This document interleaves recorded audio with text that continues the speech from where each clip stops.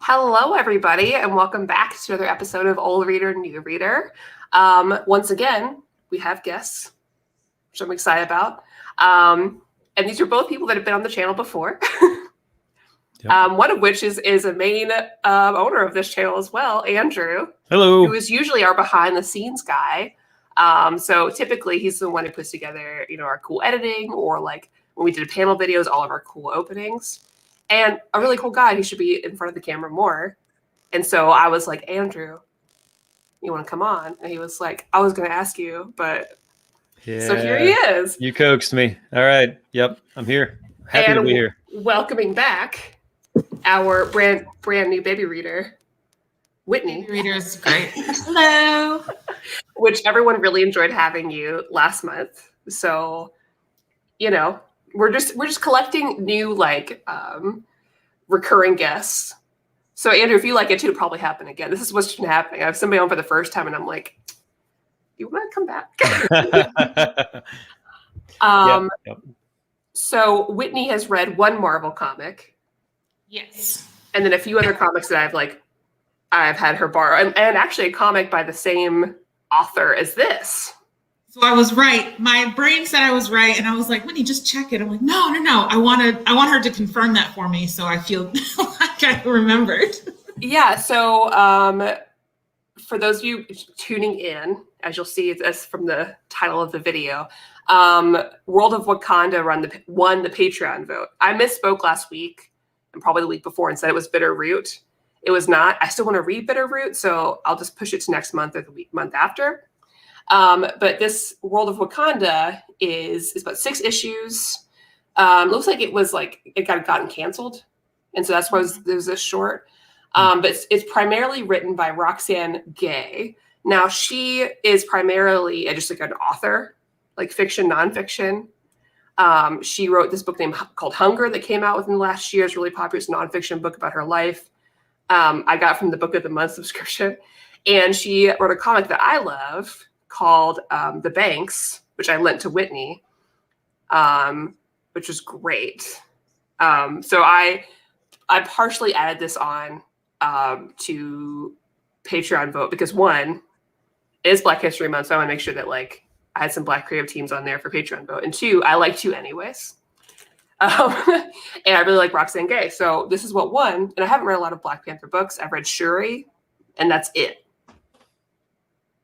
I loved it. And I've read books that have Black Panther in it where they go to Wakanda. But my knowledge is very low. And so as I started this, I realized very quickly, this may not be very new reader friendly. But I didn't know, because we're all new readers in this book this week. But thank you both for reading it.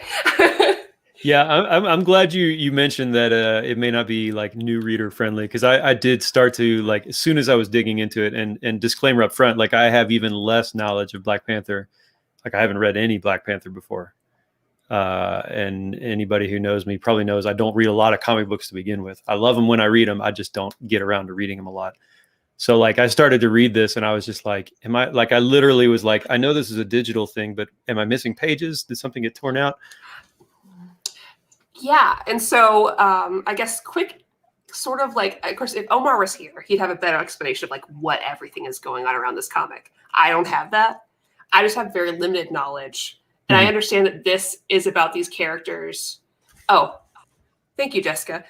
For a prequel story of sorts, is ironically not very new reader friendly. So this story primarily focuses around these 2 women whose names I have right here, Ayo and Aneka. I'm sure I'm saying these wrong. But they're part of and I always pronounce this wrong too, but that all-female warrior group. Malaji. Yep. Thank you very much. That's the only thing I know I can pronounce with confidence, because the names were new. I was oh no. Yeah. And so from what I understand, they are characters in another Black Panther run that was really popular by Christopher Priest. Mm-hmm. And so this centers around them. It's supposed to be I think kind of a view of how this affects other people. And not so much the events that are going on. Mm-hmm. So the big event, and I don't know everything, but there's a big war, always has been, between Wakanda and Atlantis. Mm-hmm. So that's who Namor is. Namor is the Aquaman. of right, yeah. Marvel. So he's, you know, he lives in Atlantis, and there's always been a war between Wakanda and Atlantis, and they have a bunch of tiffs back and forth. So that's what that big conflict is in the background. And that was a big issue because, like, you know, Black Panther has kind of like been doing some dealings with Namor. They're part of this big, like, in the past, they've been a part of this like secret group with them and like Reed Richards and some other people, some like, unfortunately, all dude Illuminati group is basically what it is. And so like the backgrounds, a lot of the Wakandans feel betrayed at that point because, you know, Black Panther hasn't been really focusing on the home country. And that's led to some issues, especially with like a lot of the characters. This continues on because it happened in Shuri when I read it, where they feel a little bit of distrust with like the ongoing like monarchy sort of deal. So that's my like little background of what I understand the background to be, which is again limited. Now, did you know that like going into it? No. So Okay. I chose this book blindly and added it on. Yeah. Because I haven't read any Wakandan books, but I was like, okay, this world of Wakanda seems like, again, knew nothing, looked up nothing, which is not responsible. But I was like, okay, this seems like this is probably going to be a good, like, I don't know, just be a good Wakandan book, right? There's usually like Black Panther, and then there's Shuri. There's very like character based. I was like, oh, this should be a good like overarching. That's not what this is, but I was surprised. It was a nice surprise. Yeah. Yep. Because really, it focuses on these two women that are in the out. Wait, what do you say it again? Oh, Dora Milaje. Yep. With one of them being new, one of them being like a mentor, and it's really primarily their relationship with each other and their relationship with the monarchy, and also their love for one another, and them dealing with that, which is a wonderful surprise for me. These two women that are in love and love their country and are just, you know, doing their best to reconcile that with each other, because one of them is obviously a much more steadfast, loyal person. That's Annika, right? Who's very much like, no, I've been trained in this. My loyalty is to T'Challa, Black Panther first, because maybe we'll be one of his wives. This has been my life calling, my path. I did not expect to fall in love with you, and I don't question things. Whereas Io is like, well, I love you. I'm not going to marry this dude, and I'm not going to follow him blindly. I'm here for you, but I'm not going to follow this guy blindly. So it just keeps going through all of these situations with them, and that's at least the first 5 issues. The last one is a little bit different. Doesn't really focus on them. Focuses on White Panther, but anyways. So that's my like very, very short summary for people at home, and we can dive in. So I also asked both of you on here, and I didn't tell you anything about this story because I didn't know anything about this story. So I guess, what were your first impressions of this? Because this is a lot. My last book I gave to Whitney was Vision, which is a great book, but it's very different. It's very new reader friendly, I think. Very different kind of Marvel story, and definitely ties in with the WandaVision show. This is a very different book, not very new reader friendly, but there are some great things to tie on, like you can hang on to in this. So what was your all's first impression going into this? Was it like oh man, Maddie, what have you done? Or is it okay, all right, I'm getting this?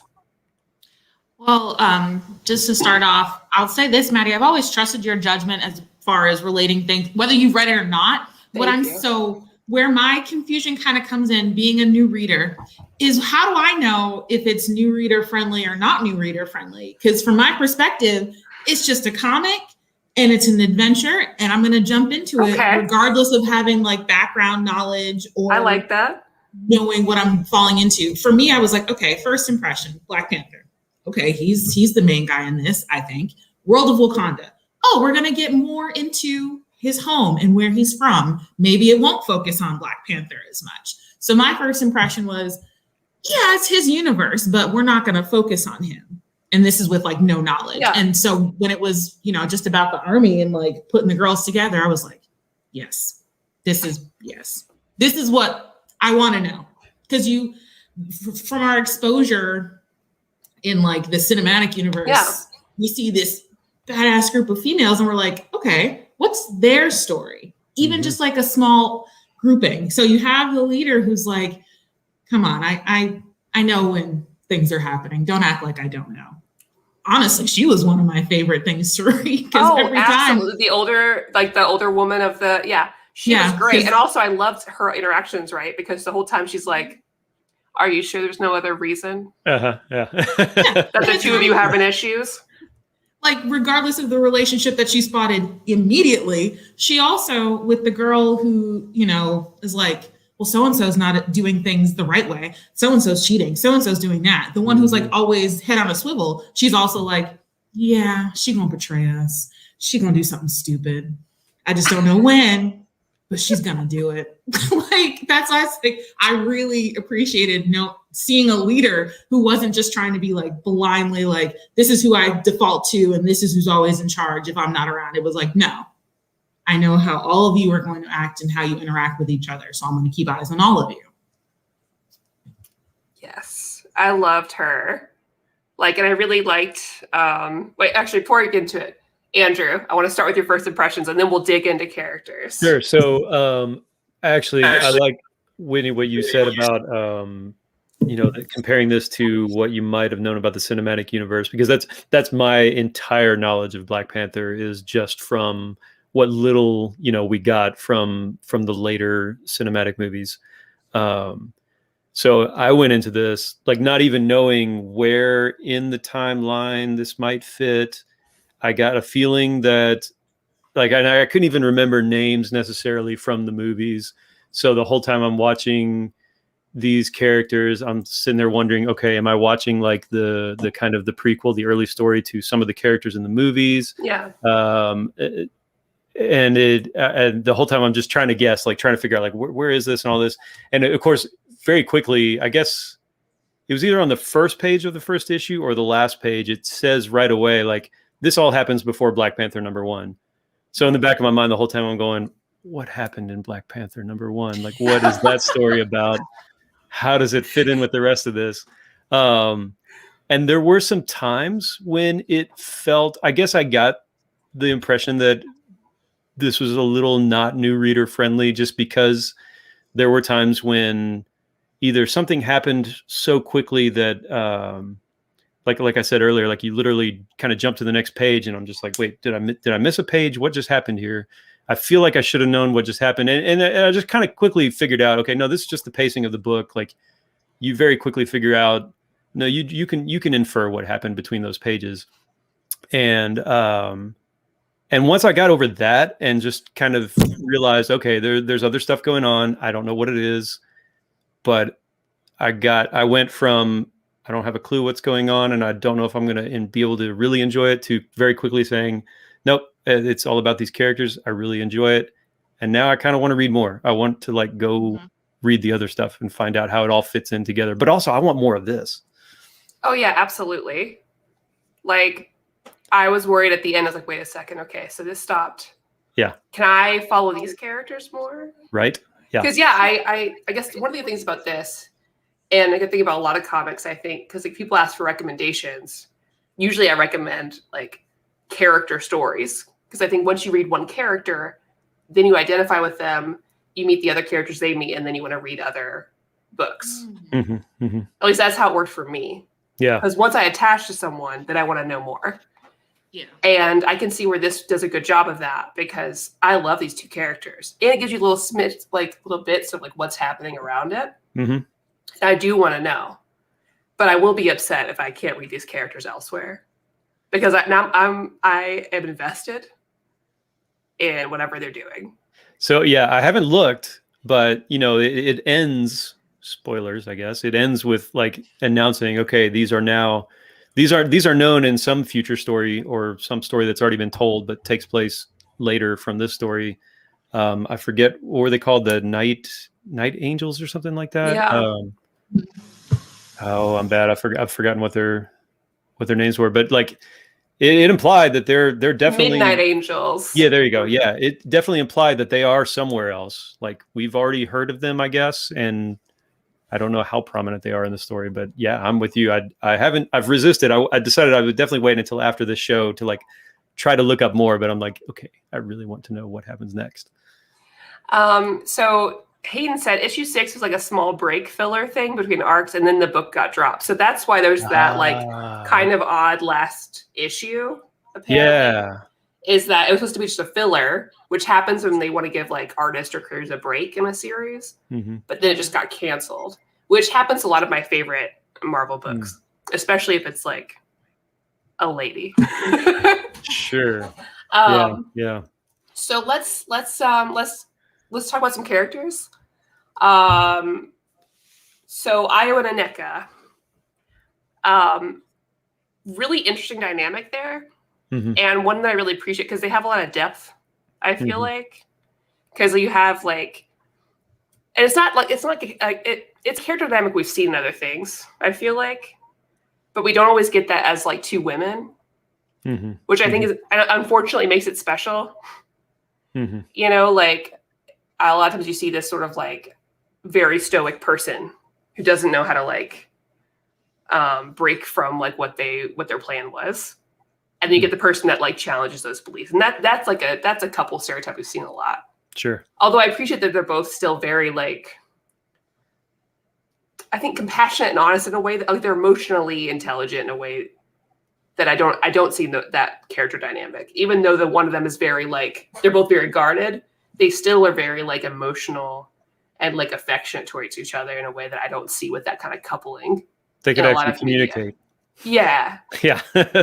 Yeah. Which I think it's all Roxane Gay, because she knows how to write that. Like, she definitely knows how to write like a loving woman relationship with real people. Because I could see this. You could, I mean, if you wanted to like go into like all the possibilities, you could be like, oh yeah, this could be like a metaphor for like, I don't know, a stunted religious person and like whoever, right? But I enjoyed watching them go back and forth on this the whole time, because it really is back and forth. Because at first they just like, there's something here and it annoys me, but it's because they like each other. And they're cocky. They're both very cocky. Oh yeah. Powerful women that just like don't want to like be vulnerable to the other one at first. And then it's just like going back and forth about their beliefs. Whereas like, I don't know how Io didn't break up with Aneka way earlier, but I'm glad that she didn't, because I thought she was just going to dump her very quickly. But let's talk about them, and then we'll touch on some of the other characters. What'd y'all think?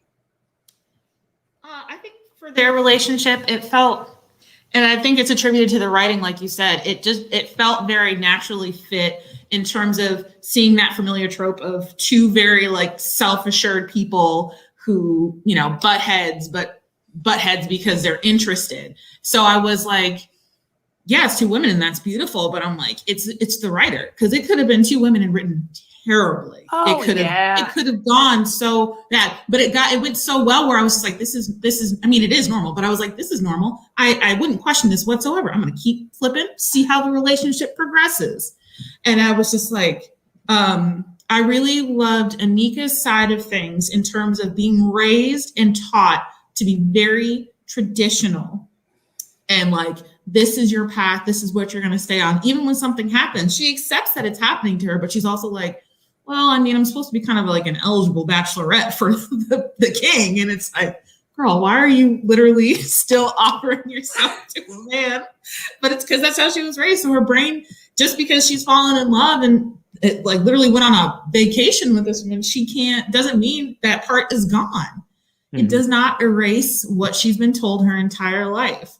And I think seeing that example, it should really resonate with people that, you know, even if you've been told something your whole life and you feel differently now, doesn't change what you thought for years and years to come. Like it's become a part of you. It's become ingrained in you. So it's really hard to step aside and go the other way.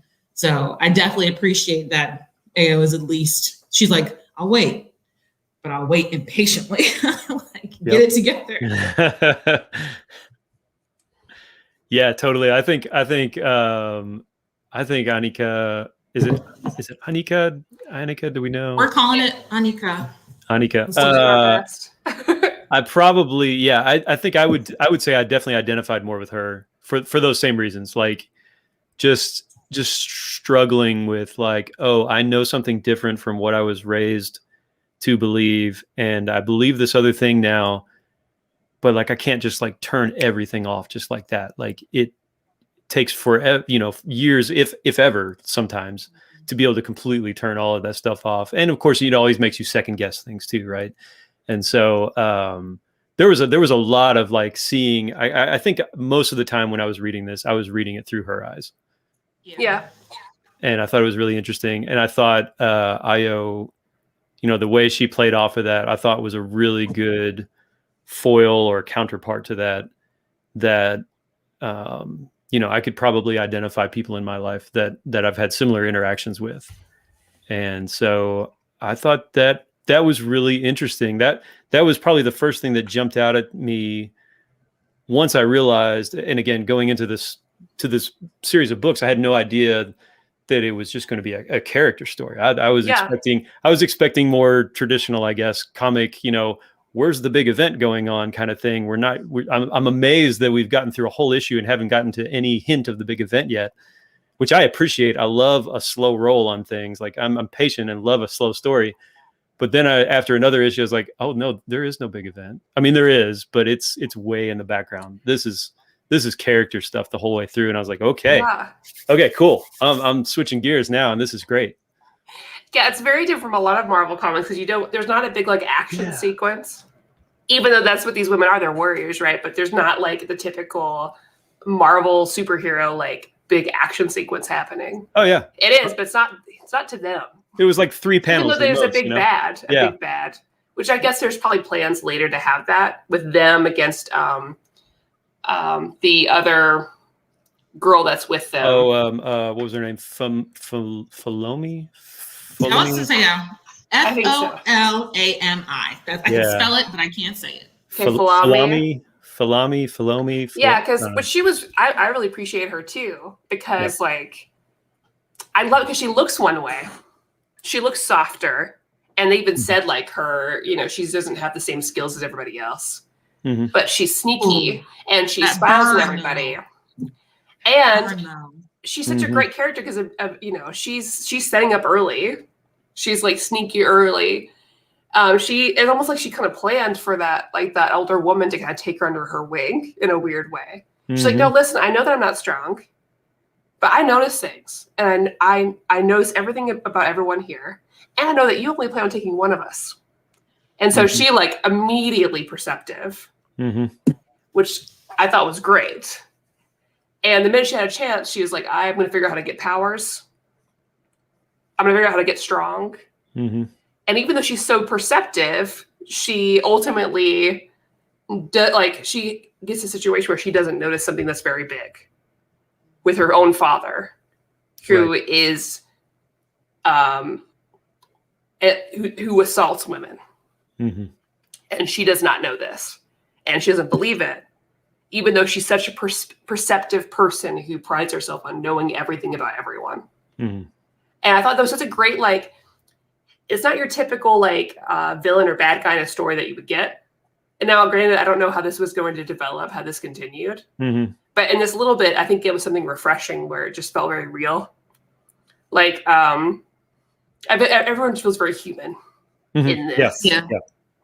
Which was nice. It's a nice little, it's a difference. It's a nice, like, I like stories where you take a bigger universe and you focus on a smaller part of it.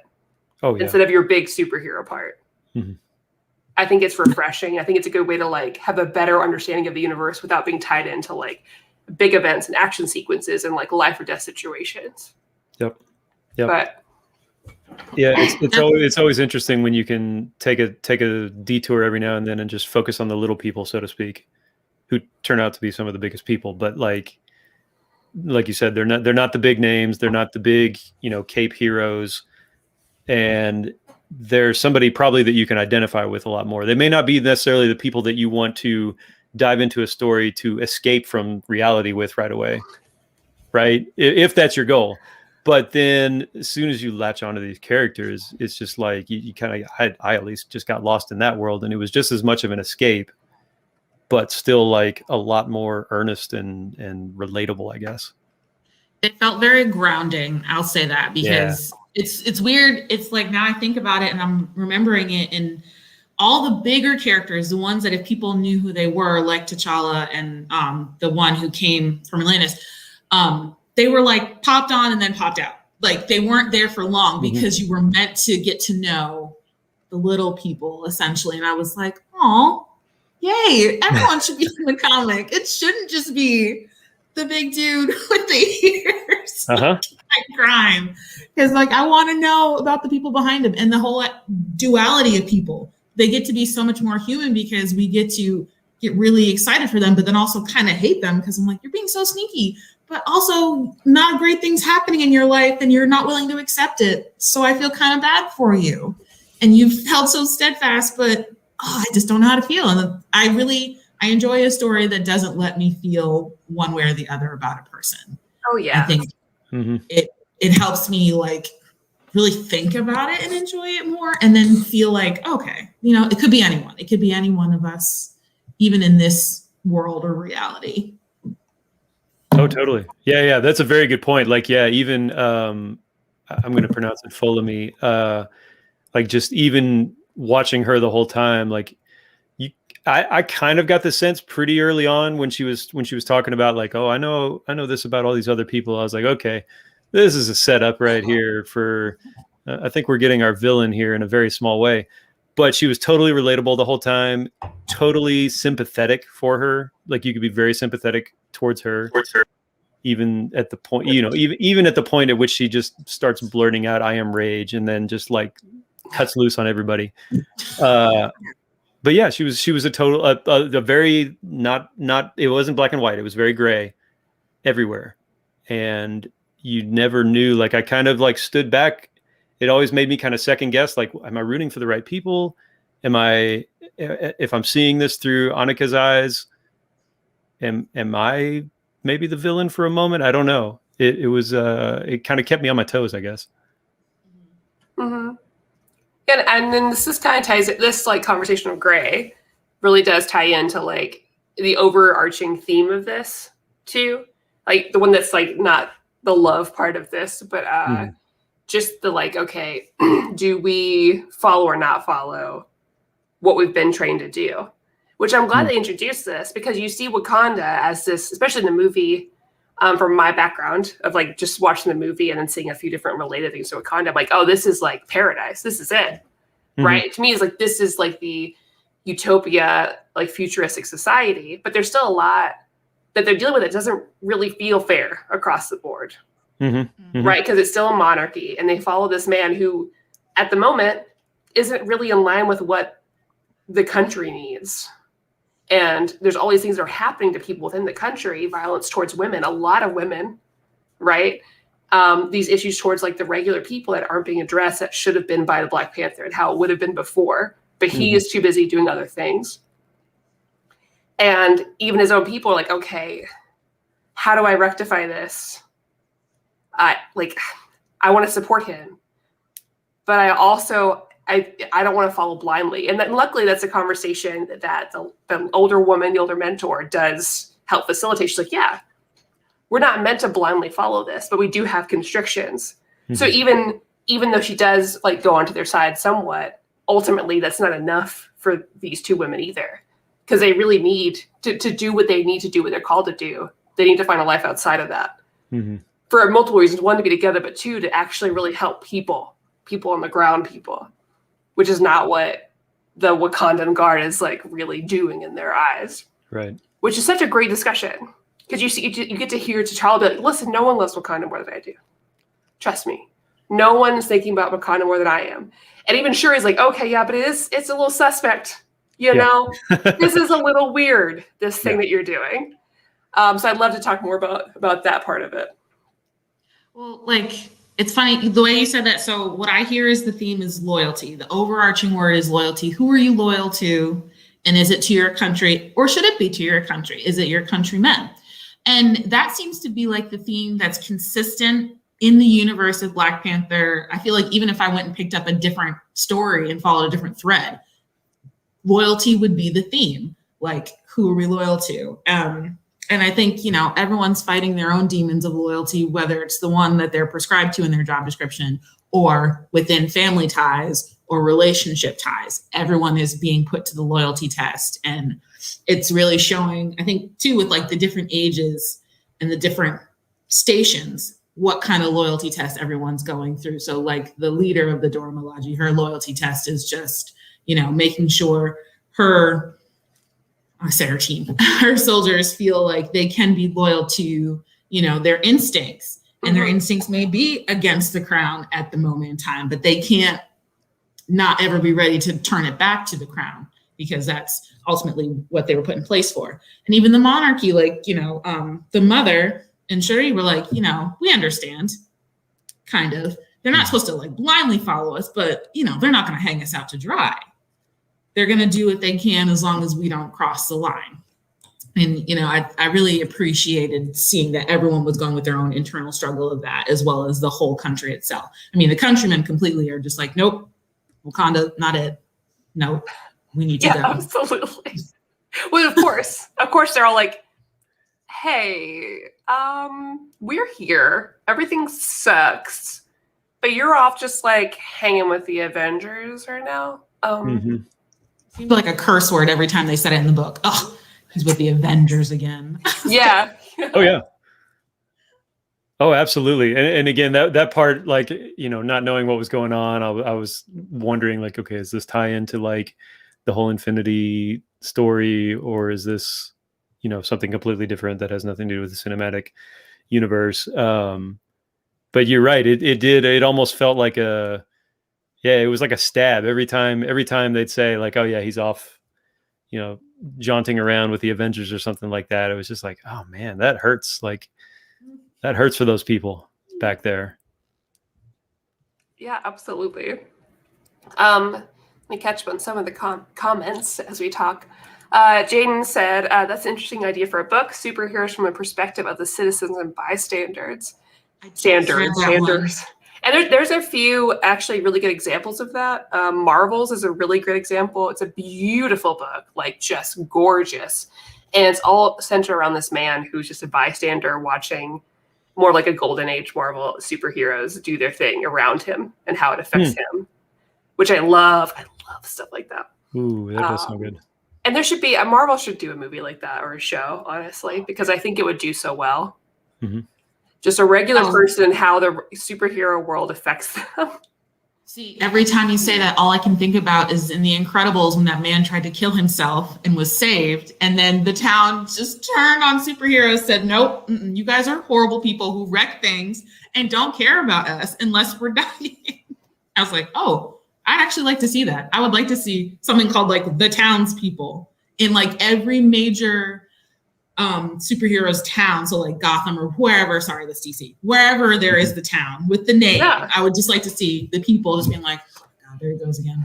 Yeah, and there's and I wish we didn't already review it for old reader, new reader, because I'd be like, come back on, let's read this thing, but we did. But there's a book called Gotham Central, which is all about the police in Gotham, not about the superhero people at all. And you have like the daytime police and the nighttime police, and a lot of it's just like, it's bullshit again. Joker's doing this, and we have to go take care of it. Because they're not superpowered people, they're just policemen. They're just trying to do their best. It's just not working. So let me find Hayden's comment. So Hayden said that they all reappear throughout Coates' Black Panther and the Wakanda Forever event. So these characters do come back in Coates' run. And Jessica added that in Coates' run, there's a greater emphasis on character and politics versus action, just comparatively. I mean, that sounds great. Wow, okay. And this is Ta-Nehisi Coates, right? Yeah. Okay. Another big author. And Jessica also added, Aneka was more relatable to me. But I did feel Io when she was like, why do I always say the exact opposite of what I mean when I'm around that woman? Too real. I think we've all been there. You like a person, but you don't know how to deal with it. You're also competitive. Yeah. And I think too, in your brain, when you like somebody, and you're not ready to show it, you'd rather get an angry reaction out of them because it's a reaction you're sure is going to happen from whatever you say, than the unsure reaction of how they will react when you say, "Oh, I love you."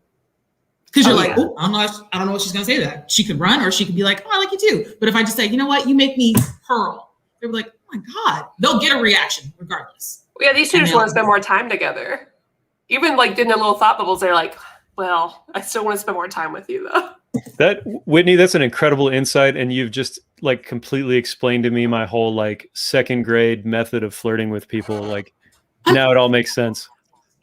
I realize the logic. I just never articulated it, but it's very much, you would rather get like that end of the line reaction that you know is going to just be either really angry or sad than the one that you're just not comfortable with the truth of, whether it's rejection or the reciprocation of love.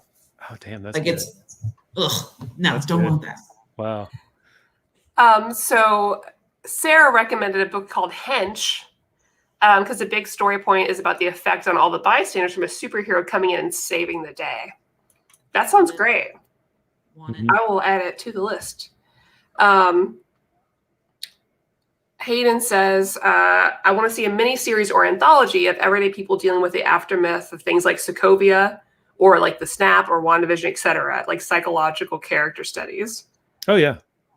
The Snap, 110%. But we've also talked about this, Maddie, because I asked you, I said... Whitney and I said... I don't know if you're watching WandaVision, and we won't spoil anything ever here. I haven't yet.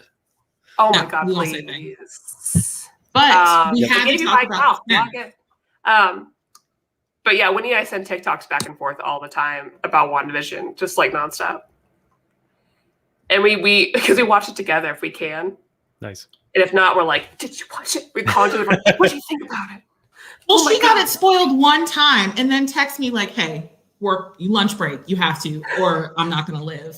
And I'm like, oh gosh, I knew we were gonna be that relationship, and that's fine. I was like, dang it, she broke first. It wasn't me. Jessica says, now wanting a comic where Whitney provides therapy for superheroes. Right? Would do it.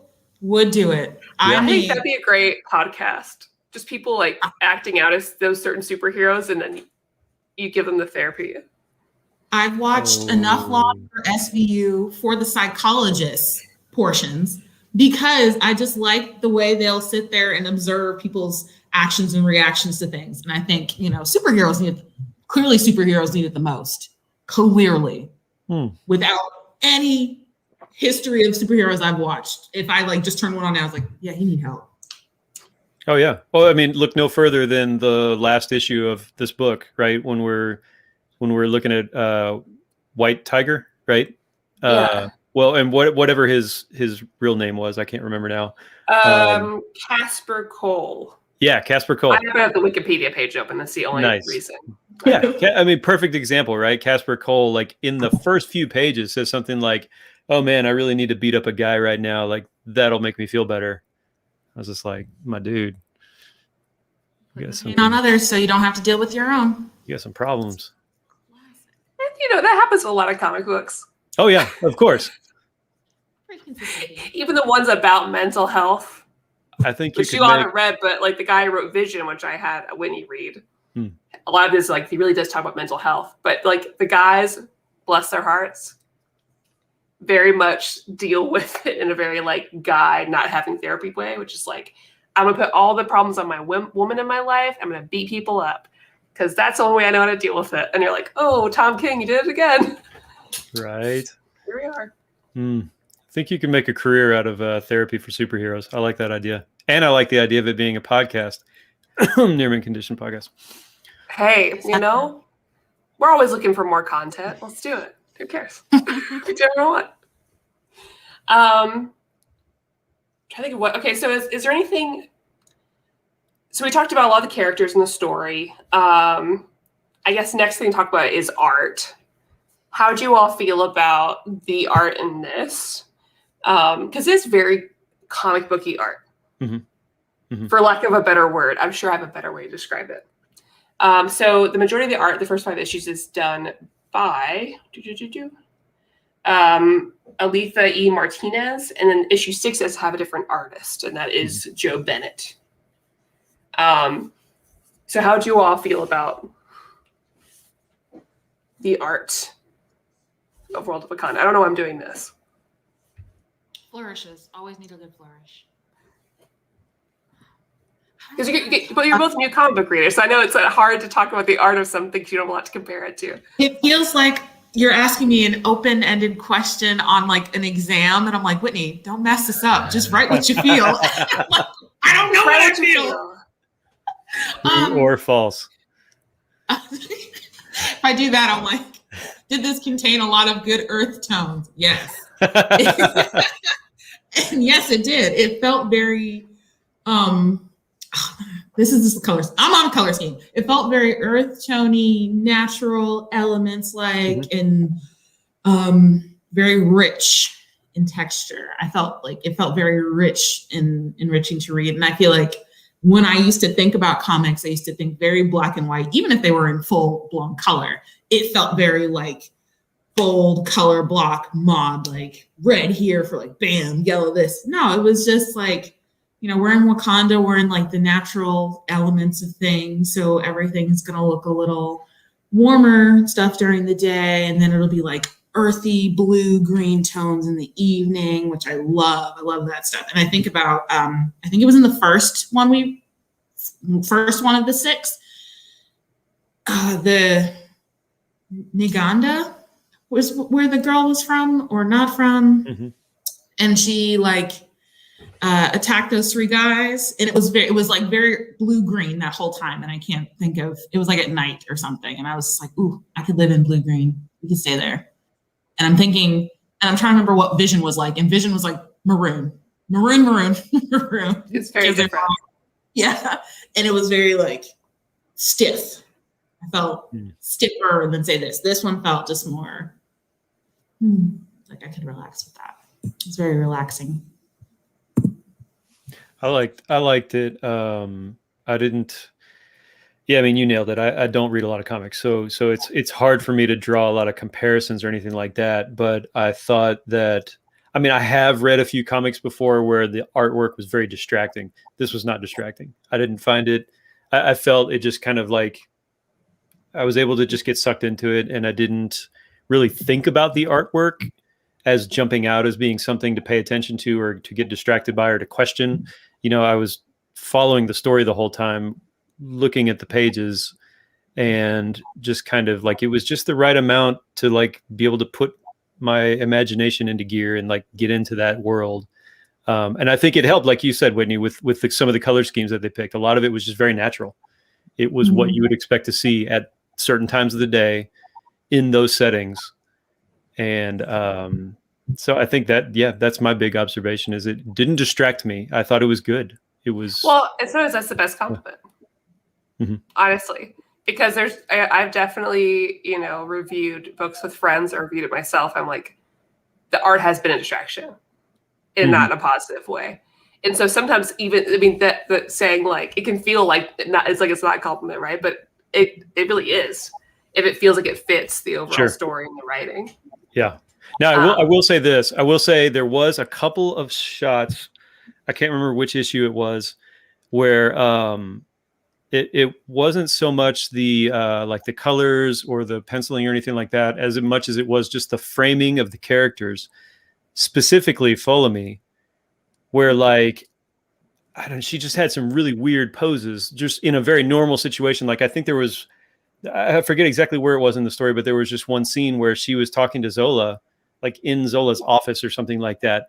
And she was like contorted and all weird and twisted and stuff. I remember what is that. going on? Showing off, but it did not translate. It did not translate in that moment. I was like, what do you do? She's like, we're going to get him. And I'm like, yeah, exactly. And I was like, what is that? Yeah. Now I'm judging all her poses, and every time I flash, and now I remember her standing there at one point, just like legs spread in a weird stance, but like yelling at somebody. I'm like, why was she standing like that? Girl, you just walked in the room. No one asked you to stay there. Right. Yeah, if Zola hadn't, if she hadn't said something to her, it was like, I get it. You're doing something physically to your body, like you're showing off or whatever. I would not have understood what was happening. Exactly. Yeah, exactly. That was the thing, is like it kind of took it pulled me back from the story a few times that I saw it, and then eventually I was like, okay, maybe maybe this is either just a really weird choice by the artist, or it was actually done on purpose because like we're starting to get the sense that Folomee is kind of starting to go, you know, for one, she's being affected by all the nanites in her body, and like she's literally losing it because the nanites are kind of like altering her mind and her body. And maybe that funky stance was just like her just losing control, or just like, I've got so much energy, I don't know what to do with it, and I can't stand still. Can't relate. It was entertaining. Yeah, I feel with Carly right here. I think overall the art was fine, but yes, sometimes the poses were odd, the faces were slightly weird. Mm-hmm. I liked it, but I don't think it's I didn't really vibe with it. But it's not. It still fit. I think it was fine, Mm-hmm. but I wasn't head over heels. But I do agree with Jessica that I love the covers. Oh, yes. Yes. So the covers are by Afua Richardson. Now, recently she got on my radar because of the art she did for Lovecraft Country. So all the comics in there are done by Afua Richardson, who did the covers for this. So I love her. Yeah, the covers were good. The covers I did pay, like that wasn't just okay, this is what I'm getting into. No, I had studied the covers. Those were really interesting to look at. They did give you good pause. I'll say that. They definitely felt different vibe than like when you open the thing. And it's funny, like you said, like it's not a bad thing to say the art wasn't distracting. I'm like, but that feels like such a bad thing to say. It does, but man, there are some like there's a comic book series by Joe Hill, who's Stephen King's son, called Lock and Key that became a Netflix series later. Mm-hmm. I love that series, but man, the art before you get used to it, you're like, oh my, what kind of 90s hell is this? It is alarming. Now you get used to it, and by the end you're like, no, I get it. I love it. I love the art. It fits. But at first you're like, whoa. Right. Good question from Sarah. A new question. Why are covers different artists than the artists in the book? It's not always. But a lot of times, yeah, I think like there's probably a different skill set that goes into does like the interiors of a book. Interiors do take a lot of time. So asking someone to put all the effort they would in the interiors on the cover can be a lot to ask. And then sometimes people make variant covers. So I have a few examples behind me, but like, so some artists only do covers. Pretty much. And one artist is this person who did this. It's Jenny Frison. And Jenny Frison is really well known for doing covers of comic books. And they're called variants. So they'll release an issue that has like a few different like covers. One's the like main cover. And the other ones are done by they're like special edition ones by different artists. Mm-hmm. And this is an example of that. And so some people like collect the variant covers or they're special or whatever. I will always buy any Jenny Frison cover. I mean, not all the time because there's a lot now. She's very popular. But for Wonder Woman, I love her covers. So this is an example of like someone who's like really just does cover art. I hope I explained that well. Yeah. Makes sense to me. So this is the time of the show where usually we give a rating and then we just chill with a chat. So, and it's also a time where my husband steps in. He's like, I think rating things is dumb, which I don't disagree, but it is tradition of the channel to rate a book we read out of 10. Now, remember that like, this is just your own personal rating. Mm-hmm. There are things that like, I will give a 10 out of 10 for me personally that I do not think objectively deserve a 10 out of 10. So it's okay. You can rate it what you feel. It's fine. I'm happy to start off. I would give this a 7. I really, really enjoyed it. But I do agree with some people in the chat as well that like the scene changes felt really abrupt and disrupted the story a little bit for me. Yeah. Okay. But I really do enjoy it. Mm-hmm. So that's why it's a 7. I think the characters are great. I think it could have been done a little bit differently in a way to make it flow better. Mm-hmm. Even with it being something that like maybe background information would help. Mm-hmm. Yeah, I'm glad you said that, because the scene changes. That's kind of what I was getting at earlier, where I was like, am I missing a page? Like, the scene changes did feel very abrupt sometimes. So, okay. I initially, when you asked it, I said a 7 in my head. Like, I have to go with what I said in my brain right off the bat, and I said a 7, just for like overall flow, I think, and that's what we've been talking about. It's just like where it's like change. And when you said earlier where it felt like you thought you missed something, you'd go back a couple times. I was thinking about it in my head. I was like, how many times did you actually go back? And I was like, I went back a few times, because it just felt like either I was like too new to this, or I didn't understand what that person was saying, or I read it too fast, or I wasn't ready to move on to somebody else's stuff. And for me, it's like, if the flow flows really good, then I'll be finished so fast, but also recall everybody. And if I can't do that as well as I would like to, it kind of takes me out of it a little too much. absolutely. So I just felt, while I enjoyed the artwork and everything, it just felt like, I needed a better traffic for myself. Mm-hmm.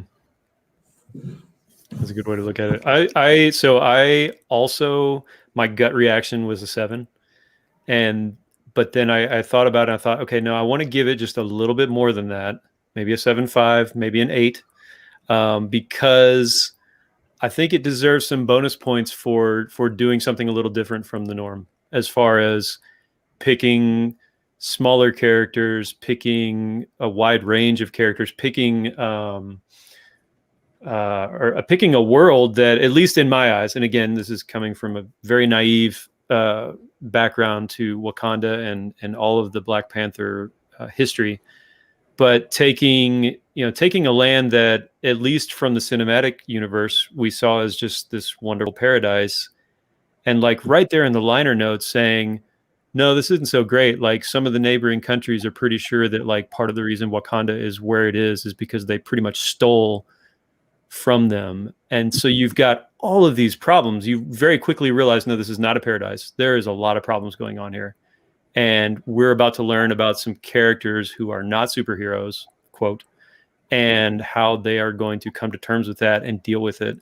And that felt like something a little bit different. So I'm going to elevate it a little bit above my initial 7 rating just for that. I thought that was like, all right, cool, gutsy move. I like it. I like it. I'd like to see some more of that. That's a pretty good rating across the board, honestly. Yeah. That's pretty good. Solid up. Let's see what the chat rated it. Jane gave it an 8 out of 10. Very interesting introduction to the world of Wakanda. Actually, I'm going to go ahead and put you up here and put me down here, so I'm not covering any of your beautiful faces. They see mine. I can cover it. Hayden gave it a 9.5 out of 10. Nice. Carly gave an 8. And Jessica said 7.5 would be a 7, but it's gay and by Roxane Gay, so it gets an extra 0.5. Honestly, I was dealing with the 0.5 in my head, because I was like, but Whitney, just don't change your original answer. Honestly, I'd give it the 0.5 for that, though, for real. I do appreciate it. There's not enough comics, especially in like it's happening a lot more so now. But like, I still get very excited when I see anyone gay in a comic. Mm-hmm. Even though Marvel's doing it. Yeah, I just get excited when it just feels about the normal flow and not like, we gotta be shocked this is happening. Please don't be shocked this is happening. It's been happening your entire life. It's just not been in front of your face. Right. Which is basically what she said. And like, I love that too. Because like, she's not like in the comic, and I'm supposed to get to chat, but like, she's not hiding it because she's gay. She's hiding it because of the tradition she's supposed to be like with Black Panther, which I loved. I loved it finally. Mm-hmm. It wasn't like I'm not hiding you because like being with a woman is wrong. I'm hiding because I feel bad. Right. I'm betraying my training. Yeah. Yeah. It's like finally. Understand. You got to train. It's cool. But it did mirror it very well. But it was nice to read a story that does that, but doesn't do that. Doesn't like do the typical. Yeah. It wasn't necessarily in your face, but it's still like you could very easily resonate with that, right? You could very easily put yourself into that kind of slightly different scenario. And yeah, I thought they handled that really well. I actually really enjoyed that. Might have been part of maybe my favorite part of the whole story. Because so many, like, I know Whitney can attest, because I know we both watched Happiest Season. which is a gay Christmas movie. But like so many gay movies and gay stories are about like I'm closeted, my girlfriend's not, and that's the whole plot of the movie always. Mm-hmm. Or one of them dies. And that didn't happen in this one. And the bar's real low, but I'll take it. I'll take anything. You just gotta handle it with a deft hand and just make it real. Make it something that, might really happen to somebody, that it's their own personal beliefs or challenges that keeps them from doing it, and not whatever they're trying to please some overarching entity. Like, won't get into that. Oh, that is a large overarching entity. So can't go that deep. Yeah, I'd like to read some more Black Panther, especially if you guys would come on and like see what else is happening. Because I read Shuri, which happens later, and they deal with some of the issues that you guys brought up too, with like how is the rest of Africa with this? Because like they're obviously not doing as well as Wakanda, and that comes up. Right. And she also brings up the whole like my brother. People feel weird about my brother now, and I have a weird responsibility here. Mm-hmm. Of course, this Shuri is more like movie Shuri than what we have in this comic, which is more like comic Shuri. It's not young, sassy, like techno genius, really cute Shuri. It's a different one. Right. But yeah, it's also very rare to have a woman love and woman relationship where both women are POC, like very rare. Yes. It's always like one POC, one not, or like both white ladies. Again, it's very, for me, the intersectionality of it, and that it like checked all the boxes of this is exactly what it could look like, and that's totally normal. I feel no shock. I feel like this is happening. She's solid. Roxane Gay doing it again.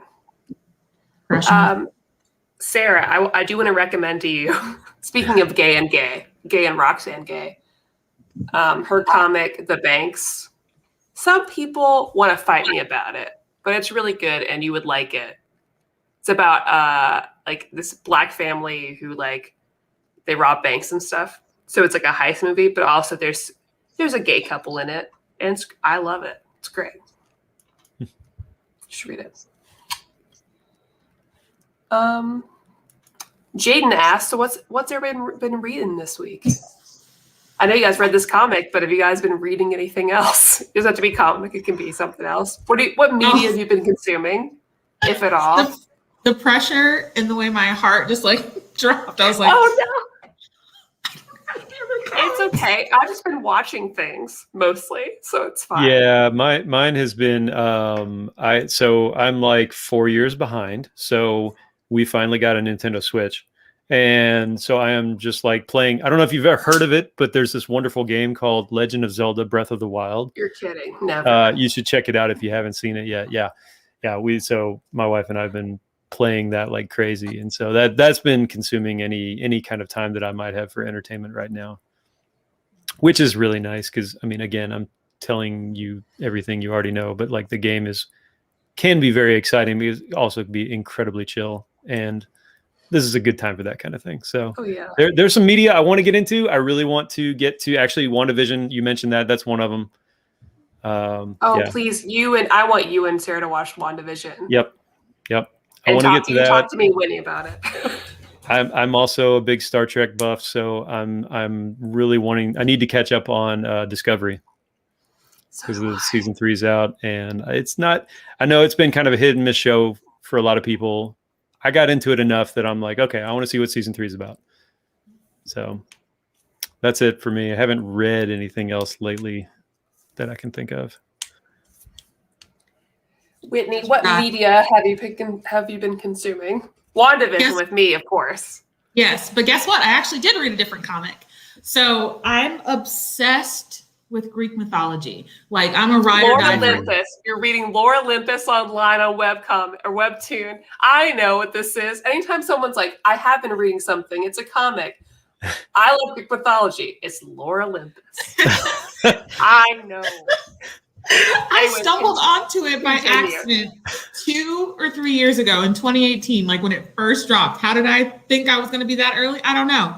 But now I'm so invested in this relationship that every other time I've ever read it, Hades and Persephone, it's been, wow, Hades is a piece of crap who kidnapped this girl from her mother to meet her, raped her, and then kept her in the underworld. But here in this world, it's totally fine. He's a respectful gentleman. He's always talking about consent and boundaries. And I'm like, you know what? Somebody just rewrote Greek mythology and I'm here for it. Like, I'm here for it all day. But I will tell you though, too, every time I read the webtoon, I go to my Greek books. I have about 4 or 5 different books on Greek mythology because I'm just convinced everyone's going to tell it slightly different or give me more details. So it always feels like a new story to read. I've read the Iliad again, and I did rewatch Odysseus because they did like a mini series on like the History Channel that's like 6 hours long, maybe. It's like two or 3 parters. I'm obsessed. I love that. And I super recommend Laura Olympus to everybody. Like, I don't know if anybody in the chat reads webcomics, but Laura Olympus has been popping for the past 2 years. It is blown up. And there's a lot of great webcomics now. And the art's beautiful. It's very approachable. It's great. And now I'm like, well, I need to recommend to you Wonder Woman comics because Wonder Woman is like the comics more so than the movies, very much Greek mythology based. I had a feeling because Diana is the Roman goddess for to the Greeks Artemis. And I was like, why does Diana seem like a Wonder Woman kind of thing? And I was like, oh, you know what? I'm gonna do it. Yeah, because a lot of times she's Zeus's daughter or whatever. And so usually like she's always having to deal with all the pantheon of gods. Okay. And like in my favorite run, one of her best friends that lives in her house with her Themysciran, what's the word? Nope, it's gone. Anyways, she's a diplomat. Embassy. Yeah, that's the word. I have a master's degree in diplomacy, everyone. You're welcome. But she lives with like a minotaur who's also her chef. It's really cute. She fights Medusa, which is wonderful. She's always dealing with Ares and things. Like the most recent new Wonder Woman, Yara Flor, is Brazilian and beautiful. I'll pick this up again so I can. Oh, what a babe! What a babe! Her whole thing, she's new. Goes down to the underworld to save her friend. Has to go see Hades, and Persephone's the one that's like, "Hey, let her find her friend." It's great, and she's beautiful. What a babe! The only thing that would make it more perfect is if, for some reason, Oedipus showed up in that universe, and then I could die happy. I wouldn't be surprised. Jessica says, I'm very into this extra nerdy Whitney segment. Yeah, it's a segment for sure. I learned 2 things in school, and that was mathematics, which I got my degree in, and Greek mythology, which I quietly got a major in, but did not declare it because I just wanted to be involved in everything Greek and tragic. Oh, man, Sarah, yes, you've got to read it. It's so good. Read Laura Olympus. I'll send you the link. It's a slow burn though, because I think they had, it's episode 190 something that we finally start talking consent, but it's because Persephone's early story is, I mean, like, be prepared. Be prepared. There's trigger warnings. There's trigger warnings every time something happens. Hayden also recommends for you, Whitney, Punderworld. Punderworld, is that the one Hayden made by Cedric's wife? Who did Sunstone? Because Whitney's read Sunstone. That's the BDSM lesbian comic, you know. And Jessica says I should have you read Vita Ayala's Xena, which is also very good. Andrew, did you ever watch Xena back in the day? Because Xena's coming back. I did watch it some back in the day. Yeah. I remember the whole. I want to say it was like back-to-back Hercules and Xena.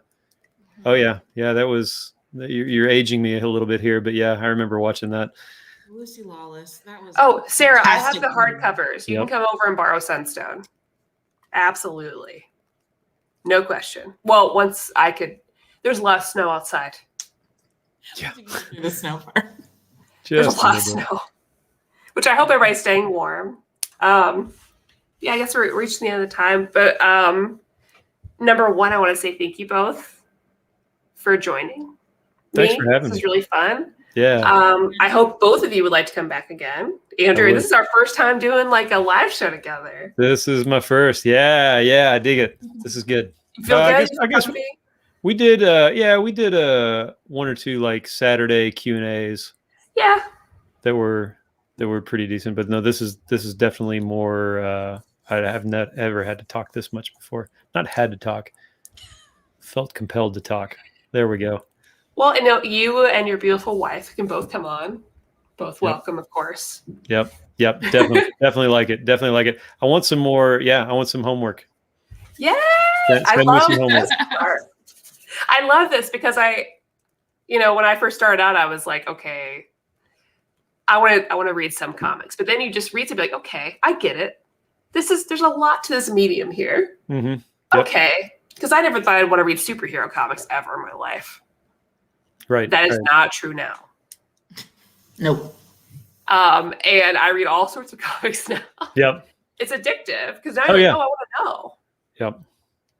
Yeah, I definitely my brief history with comics, like I got into X-Men back in, I guess it was like the early 90s, right around the time like the new X-Men and Uncanny X-Men were coming about, Jim Lee, Chris Claremont era. And like I really got into that, was into it for like a couple of years.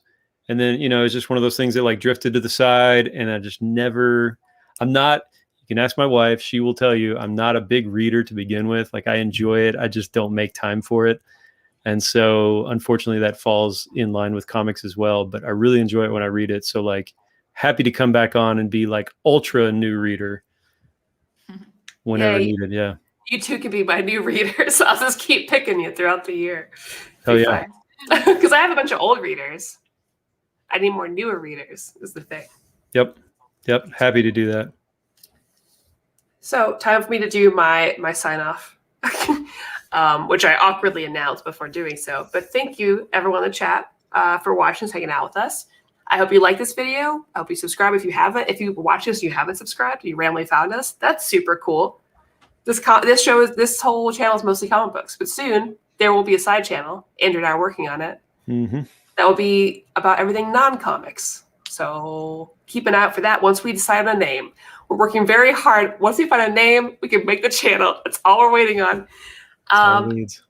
If you read World of Wakanda and you have some thoughts or some recommendations, comment down below. Or comment down below to say how much you love Whitney and Andrew, because they're both great.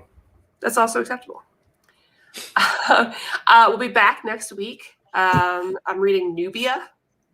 Whitney will also be there, I think, if she's still down, even though I already asked her to join this week too. And we'll have to read the comic that day because that's when it comes out. So I'm just on retainer, so just call me, talk to my people, and we got it. It's fine. Yeah, I texted Whitney like Saturday. I was like, "Hey, do you want to come on?" Always good. So yeah, thank you all so much in the chat. Thank you, Whitney and Andrew, and we'll be seeing everybody next week. You two don't leave because I'll end this and you'll still be here. Anyways, sounds great. Bye, everybody.